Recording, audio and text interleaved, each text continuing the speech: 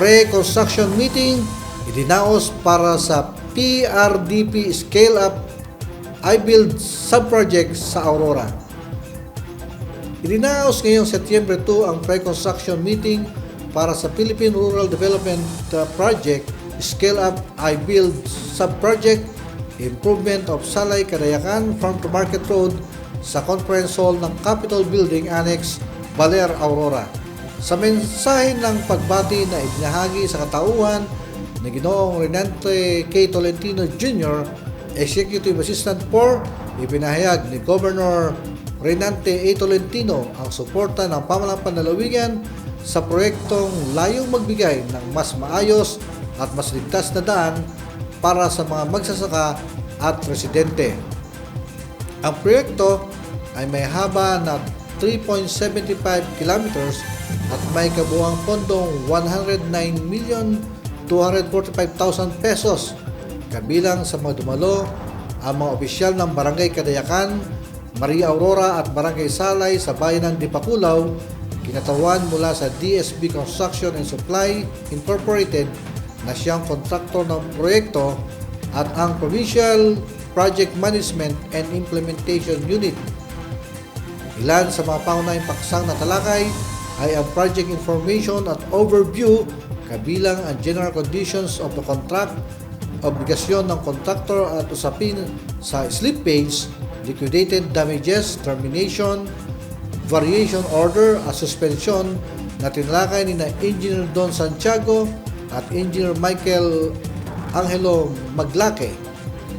Kasunod nito ay ang guidelines sa pagpapatupad ng I-Build subprojects na ipinaliwanag ni Mr. Christian Patrick Mones at Alvin Mariano mula sa Geomapping and Governance Unit.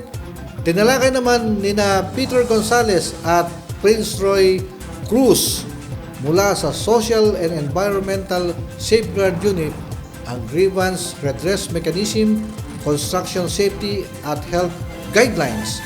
Para naman sa usapin ng pananalapi, kabilang ang progress payment at target disbursement para sa taong 2025. Nagbigay ng presentasyon sina Jason Salazar at Melanie Lasatin. Sa pagpupulong, tinalakay rin ang mga issues and concerns sa pagitan ng Barangay Local Government Units, PRDP, barangay officials at mga contractors upang agad na marasolba ang mga maaaring maging hadlang sa implementasyon ng proyekto. Bilang pagtatapos, nagbigay ng mensahe si Armida C. Palispis, Hepe ng Provincial Planning Development Office, kung saan nanawagan siya ng suporta at pagtutulungan mula sa Barangay Local Government Units, Contractor at PMIU para sa matagumpay na pagpapatupad ng proyekto. Dagdag pa niya, hangad niya ang proyektong ito ay matapos na mabilis at may dekalidad para sa kapakinabangan ng mga mamamayan. Layunin ng proyektong ito na mapaunlad ang infrastruktura at kabuhayan ng mga magsasaka sa Aurora sa pamamagitan ng mas mabilis na transportasyon ng kanilang mga produkto mula sa sakahang patungo sa pamilihan.